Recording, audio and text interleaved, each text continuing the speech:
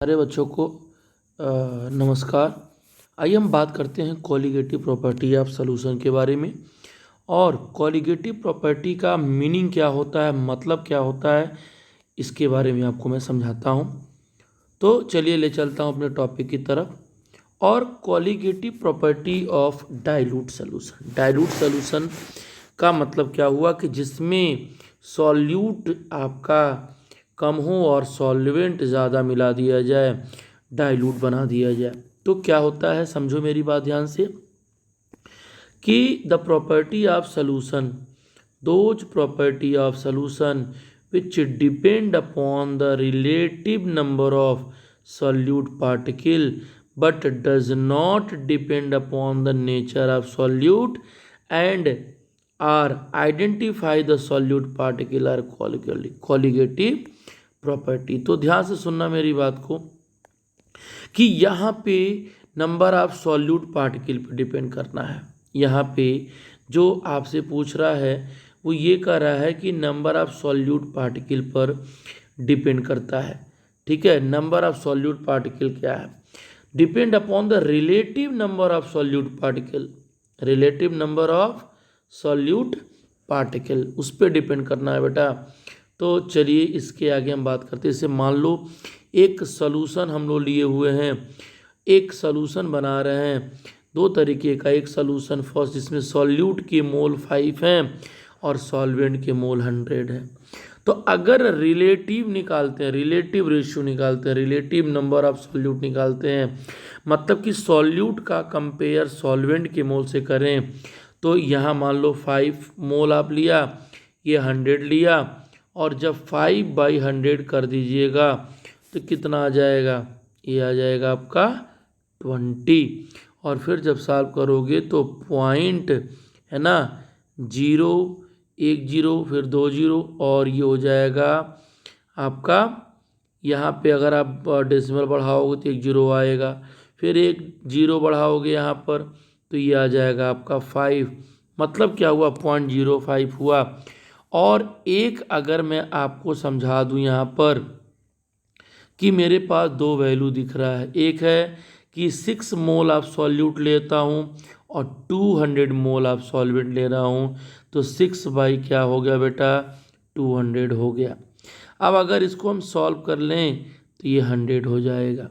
ठीक है, तो ये क्या हो जाएगा, ये आपका पॉइंट आ गया, यहाँ पे एक जीरो यहाँ बढ़ा, फिर एक और जीरो लिया, एक और जीरो लिया, फिर क्या आ जाएगा आपका 3 टाइम्स में आपका डिवीज़न हो जा रहा है। तो जिसके पास नंबर ऑफ सॉल्यूट पार्टिकल ज़्यादा दिखेगा वही क्या होगा, उसकी कॉलिगेटिव प्रॉपर्टी ज़्यादा होएगी। ठीक है, तो यहाँ पे आपको दिख रहा है कि इस जगह पे बेटा colligative property is directly proportional to number of solute particle, number of solute particles. Is it clear? So here the first solution have more colligative property than second.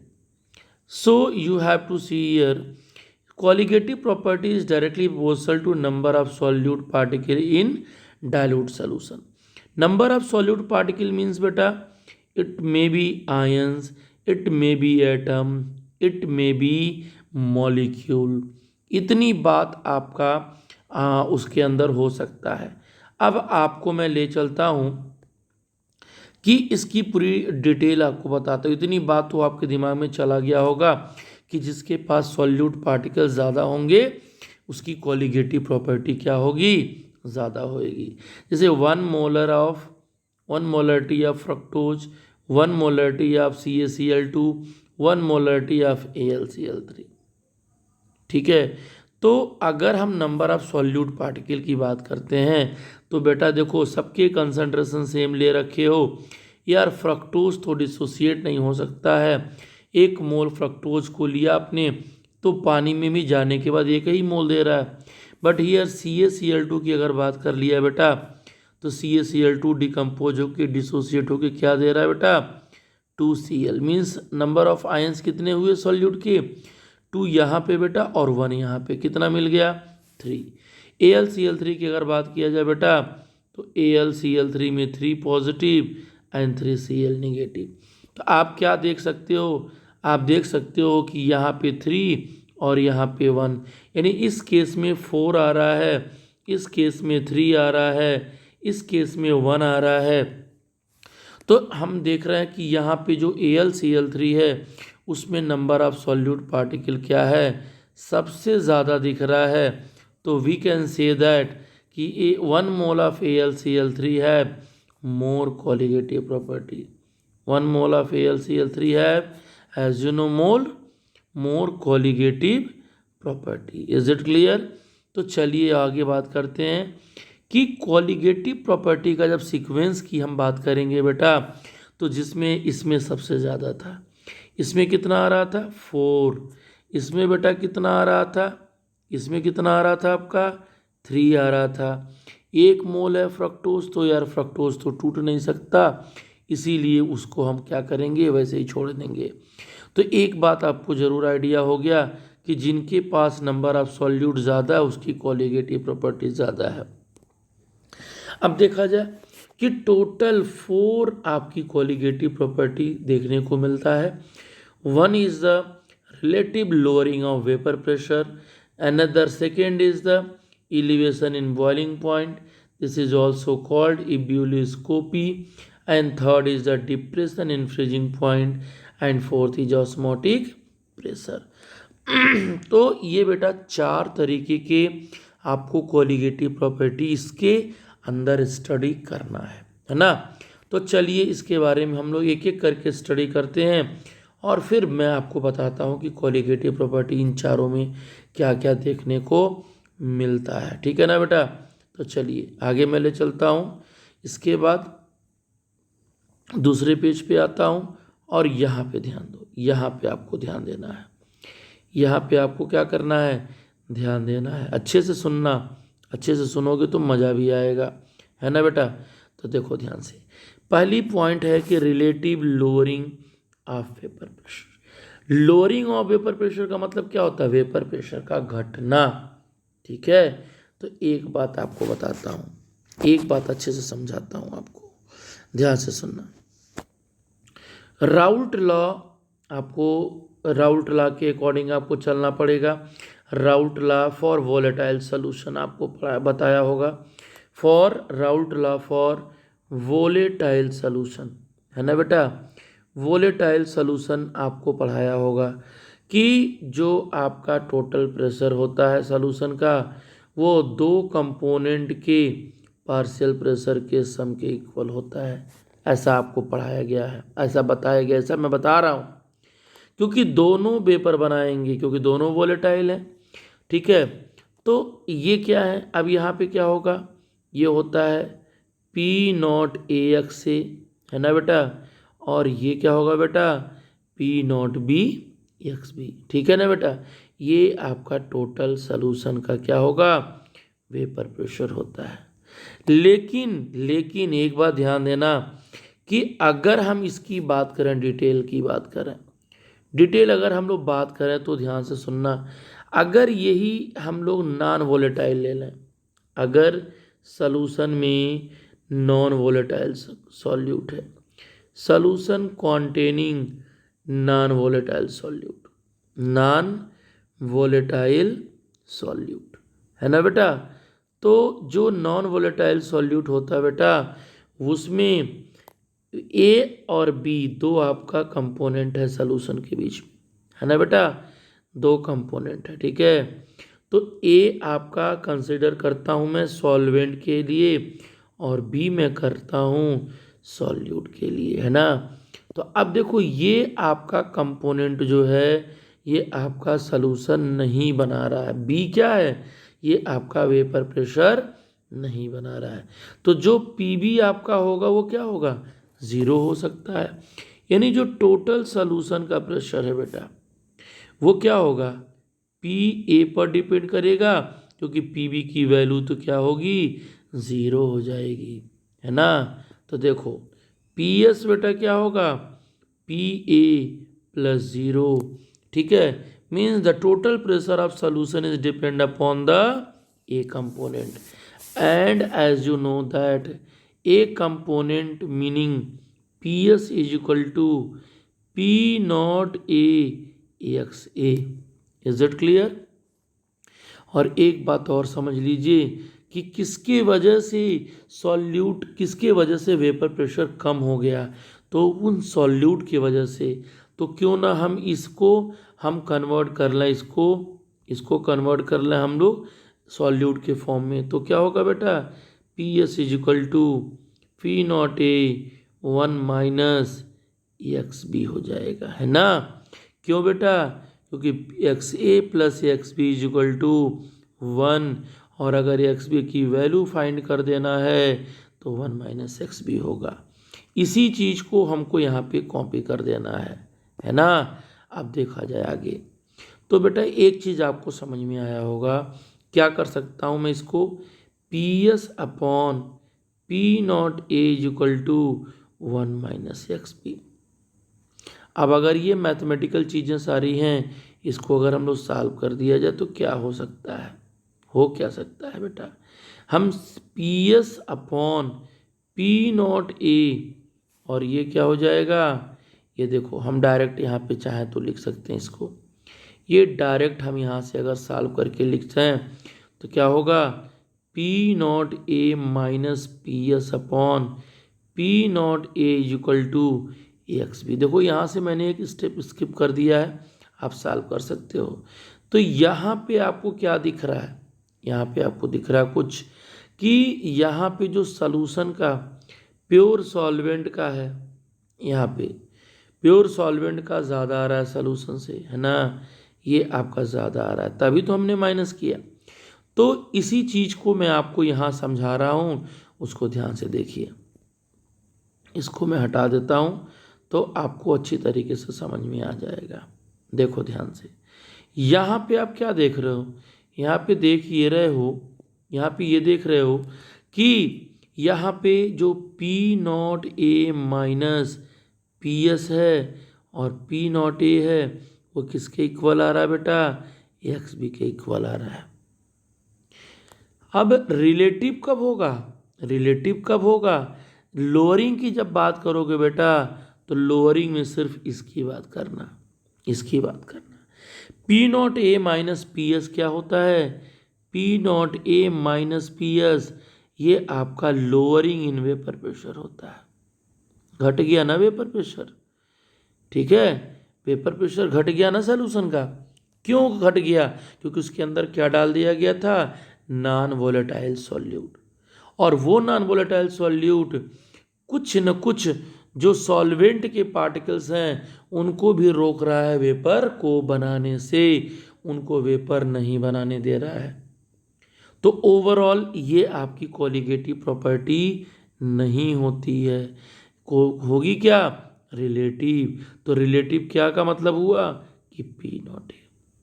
अब किसके वजह से वेपर प्रेशर कम हुआ बेटा, किसकी वजह से वेपर प्रेशर कम हुआ, इस बात को आपको समझना है। किसकी वजह से वेपर प्रेशर कम हो रहा था, तो वेपर प्रेशर तो कम हुआ था किसके वजह से, वो सॉल्यूट की वजह से। किस सॉल्यूट की, जो नॉन वोलेटाइल था, जो वेपर बनाने से रोक रहा था, वेपर नहीं बना पा रहा था। तो चलिए वहीं पे चलते हैं। तो P naught A minus P S upon P naught A is equal to X B है, और एक्स बी आप जानते हो, सब लोग जानते हो कि एन बी अपॉन क्या होता है, N A plus N B होता है। मान लो मैं सॉल्यूशन को काफ़ी ज़्यादा डाइल्यूट ले लूँ, मान लो सपोज कर लो कि मैं सॉल्यूशन डाइल्यूट ले रहा हूँ, तो ये देखो कि एन बी की वैल्यू तो बहुत कम हो जाएगा, एन ए से बहुत कम होगा। मान लो 1 लीटर पानी ले लो और 1 स्पून चीनी डाल दो, उस 1 स्पून चीनी का कोई फर्क नहीं पड़ने वाला है, ठीक है। तो जब ये बहुत ज़्यादा कम हो गया डाइल्यूट होने से, तो उनके रहने या न रहने से कोई फ़र्क नहीं पड़ सकता। तो क्या मिल रहा है, P naught A minus P S upon P naught A is equal to N B upon N A. ये आपको समझ में आ गया होगा, ज़रूर समझ में आ गया होगा। तो देखो ध्यान से और आगे क्या होने वाला है यहाँ। यहाँ पे आपको क्या समझ में आ रहा है, ये तो आपका बेटा डिफरेंस है, और डिफरेंस का मतलब क्या हुआ कि ये हम अगर delta delta P upon P naught ए अगर लिख लूँ तो कोई दिक्कत नहीं हो सकता, और ये एन ए हो गया। अब अगर हम डेल्टा पी की वैल्यू बेटा फाइंड करना चाहूँ तो क्या हो जाएगा, एन बी अपॉन, ध्यान से सुनना, एन बी अपॉन क्या हो जाएगा, ठीक है, N B upon N A हो जाएगा, और यहाँ पे क्या हो जाएगा, पी नॉट ए। बहुत मज़ेदार बात बता रहा हूँ, ध्यान ध्यान देना। एट कांस्टेंट टेम्परेचर, बेटा ये तो कांस्टेंट हो जाएगा ना, ये वैल्यू क्या होगा बेटा, ये कांस्टेंट वैल्यू होगा, ठीक है, यानी इसकी वैल्यू से कोई फर्क पड़ने वाला नहीं है। तो कांस्टेंट वैल्यू, थोड़ा बैकवर्ड चलते हैं, जब कांस्टेंट वैल्यू आता है तो कब आता है, जब प्रोपोर्शनलिटी को हटाते हैं, है ना। इस स्टेप के बाद ये मान लो आ गया। तो यहाँ से क्या क्लियर हुआ आपका कि जो लोअरिंग इन वेपर प्रेशर है वो किसके डायरेक्टली प्रोपोर्शनल हो रहा है, मोल फ्रैक्शन ऑफ सॉल्यूट के हो रहा है, ठीक है।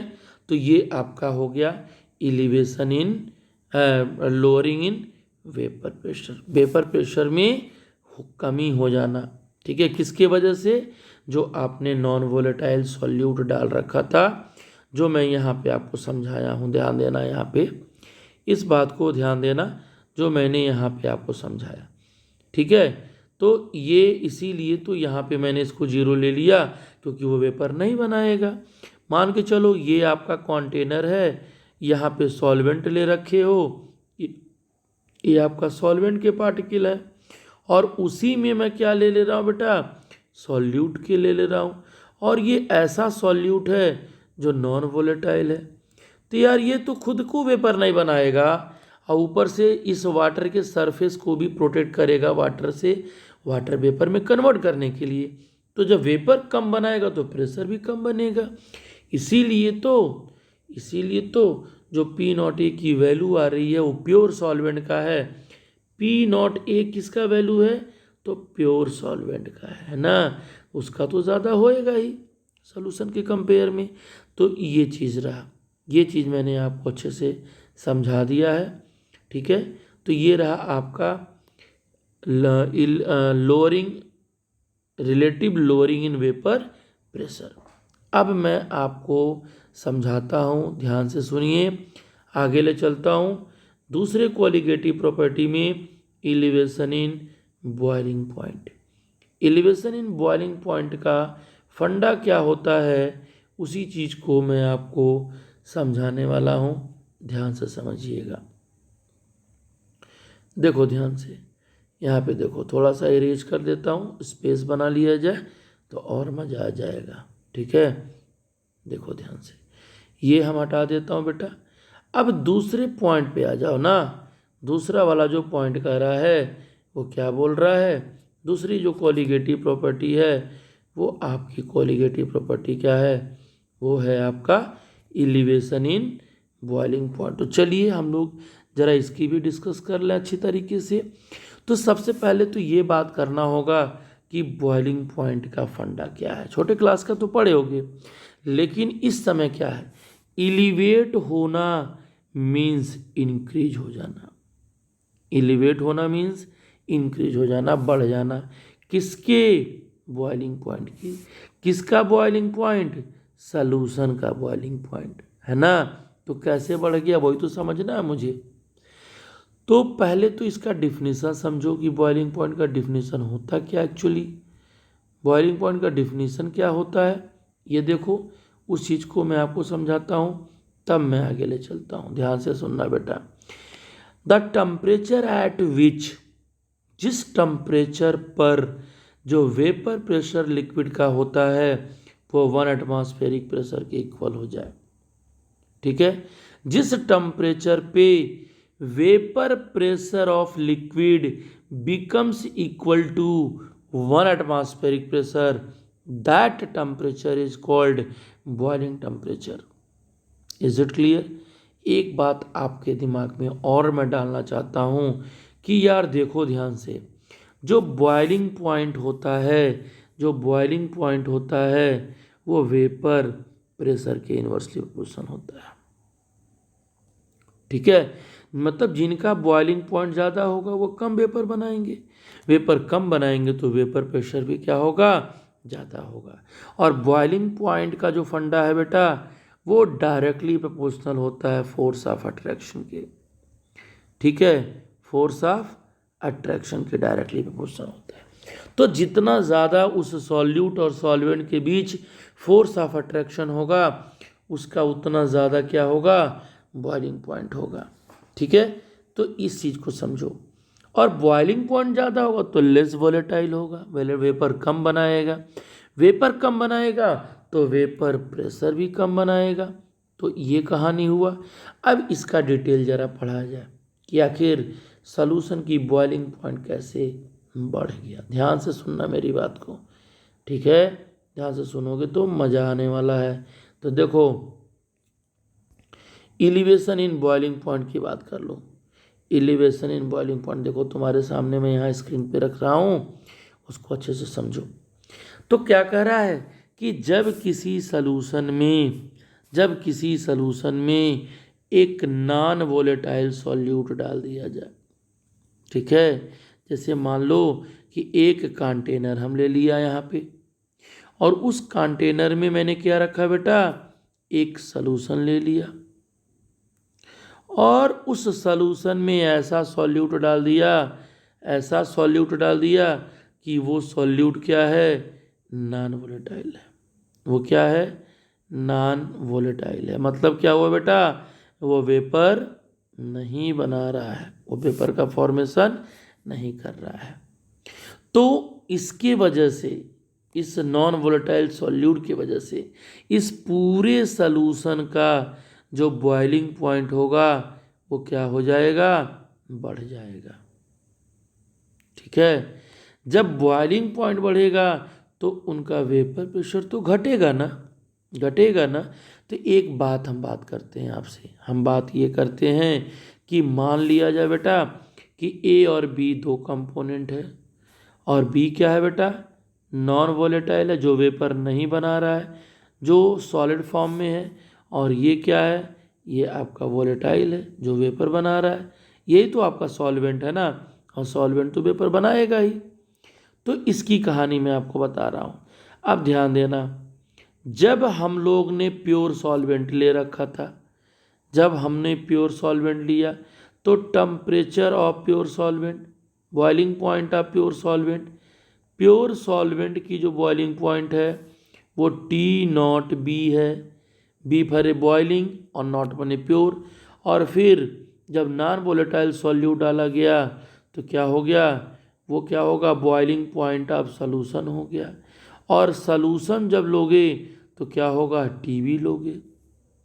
तो एक बात ध्यान देना अच्छी तरीके से, एक बात अच्छी तरीके से ध्यान देना, जब सॉल्यूशन में नॉन वोलेटाइल सॉल्यूट नहीं था, वोलेटाइल था, तो दोनों वेपर बना रहे थे, तो बॉइलिंग भी, उसका वेपर प्रेशर भी बढ़ेगा, वेपर प्रेशर बढ़ेगा तो बॉइलिंग पॉइंट कम हो जा रहा है। लेकिन यहाँ पे देखो, जब नॉन वोलेटाइल सॉल्यूट आ गया तो नॉन वोलेटाइल सॉल्यूट आने की वजह से क्या हुआ, उसकी बॉइलिंग पॉइंट बढ़ गया। जैसे मान लो अगर पानी को गर्म कर दें तो 100 डिग्री पे गर्म हो जाएगा, 100 डिग्री पे गर्म हो जाएगा, बॉयल होगा। लेकिन अगर उसमें सॉल्ट डाल दें या शुगर डाल दें, वो नॉन वोलेटाइल है, अब वो 100 डिग्री पर बॉयल नहीं होगा, उसका बॉइलिंग पॉइंट सॉल्यूशन का बढ़ना ही बढ़ना है। जब पानी के अंदर, सॉल्यूशन के अंदर आपने शुगर नहीं मिलाया तो वो वाटर, प्योर वाटर 100 डिग्री पे बॉयल हो रहा था। लेकिन जैसे ही आपने उसमें क्या डाल दिया, आपने शुगर डाल दिया, अब वो आपका क्या है, वो प्योर, वो आपका 100 डिग्री पर बॉयल नहीं होगा, वो बढ़ जाएगा उसकी बॉइलिंग पॉइंट बेटा। इसका मतलब क्या हुआ कि बॉइलिंग पॉइंट ऑफ सॉल्यूशन जो है बेटा, बॉइलिंग पॉइंट ऑफ सॉल्यूशन वो क्या होगा, ज़्यादा होगा। और बॉइलिंग पॉइंट ऑफ सॉल्वेंट से, वो भी कौन सा सॉल्वेंट बेटा, तो कह देना प्योर सॉल्वेंट। इसका मतलब जो टीवी की वैल्यू होगी वो टी नॉट बी से ज़्यादा होगी। तो डिफरेंस क्या आएगा? Delta TV. डेल्टा टीवी क्या होगा? टीवी माइनस क्या होगा बेटा? टी नॉट बी हो जाएगा। टी नॉट बी की वैल्यू आप जान रहे हो, वो 100 डिग्री सेल्सियस होता है। टीवी की वैल्यू तो आपको पता ही नहीं है। मेरी बात समझ में आ रही सबको? तो एक बात और समझ लो, खूब अच्छे से समझ लेना, ये चीज़ क्लियर हो गया। अब कहा ये जाता है बेटा, राउल्ट लॉ के अनुसार ये कहलाता है कि जो डेल्टा टीवी होता है वो मोलैलिटी ऑफ सॉल्यूशन के डायरेक्टली प्रोपोर्शनल होता है। ठीक है, मतलब कि डेल्टा टीवी होगा जो बेटा, डेल्टा टीवी वो मोलैलिटी के डायरेक्टली प्रोपोर्शनल होता है। मतलब क्या हुआ? Delta TV is equal to K B into small M होगा। और जब स्मॉल एम तोड़ोगे, ये मोलैलिटी है, क्या हो जाएगा? W B upon M B into mass of solvent हो जाएगा बेटा। और किस में लेना मास ऑफ सॉल्वेंट बेटा? किलोग्राम में। तो एक फार्मूला यहाँ से आपको आ जाएगा। यहीं पे एक बार बता दूं आपको कि जो यहाँ पे के बी है वो क्या है? इब्यूलियो स्कोपिक कांस्टेंट है। क्या है? इब्यूलियो स्कोपिक कांस्टेंट है। ठीक है, तो ये आपका डेल्टा टीवी निकालने का क्या हो गया? टेक्निक हो गया। मेरी बात समझ में आ रही होगी। अब इसमें अगर हम ग्राफ को बात करें तो एक बार आपको मैं ग्राफ अच्छे से समझाना चाह रहा हूँ। देखिए ग्राफ यहाँ पर क्या हो रहा है, देखिए अच्छे से। ये आपका यह वाई एक्सिस है, ये आपका एक्स एक्सिस पे है। यहाँ पे ये 1 एटमॉस्फेरिक प्रेशर टेम्परेचर मैंने बता ही दिया है कि 1 एटमॉस्फेरिक प्रेशर पर जो लिक्विड बॉयल करना जिस टेम्परेचर पे स्टार्ट करता है वही तो बॉइलिंग पॉइंट होता है। तो जब प्योर सॉल्वेंट था तो यह ग्राफ था, यहाँ पे बॉयल हो रहा था, टेम्परेचर T1 ले लिया। और जब सॉल्यूशन बनाया गया तो 1 एटमॉस्फेरिक को ऑब्टेन करने के लिए टेम्परेचर बढ़ाना पड़ा, वो यहाँ मिल रहा है। अब इन दोनों के बीच का जो डिफरेंस आ रहा है वो डेल्टा टीवी आ रहा है। तो यहाँ पे क्या हो रहा है? सॉल्यूशन का जो बॉइलिंग पॉइंट है यानी टीवी जो है वो सॉल्यूशन का वो टी नॉट बी से बढ़ गया, इलिवेट हो गया, इसीलिए तो इलिवेशन इन बॉइलिंग पॉइंट बोलते हैं बेटा। ठीक है, तो देखो जो इब्यूलियोस्कोपी कांस्टेंट है वो कैसे निकालते हैं सॉल्वेंट के लिए? तो के बी की वैल्यू जब निकालते हैं तो के बी इक्वल टू क्या होता है? R into T B square by 1000 LB। जहाँ आर क्या है बेटा? Gas constant. टीबी क्या है बेटा? Boiling point of solvent. और एलबी क्या है? Latent heat vaporisation. तो आप इसका टेंशन ना लीजिए, ये जो केबी की वैल्यू होता है ना वो आपको दिया जाता है 0.515 केल्विन पर मोलरिटी की फॉर्म में ये वैल्यू दिया होता है। ठीक है, तो मुझे उम्मीद है कि आपको ये पूरा लेक्चर अच्छे से समझ में आया होगा एलिवेशन का। अब देखो इसके बाद हम लोग डिस्कस करेंगे नेक्स्ट लेक्चर में डिप्रेशन इन फ्रीजिंग पॉइंट का। तब तक एक बात और मैं बोलना चाहता हूँ, अगर आपको ये आपको मेरा लेक्चर समझ में आया हो तो इस वीडियो को लाइक करिए, शेयर करिए, सब्सक्राइब करिए। Thank you.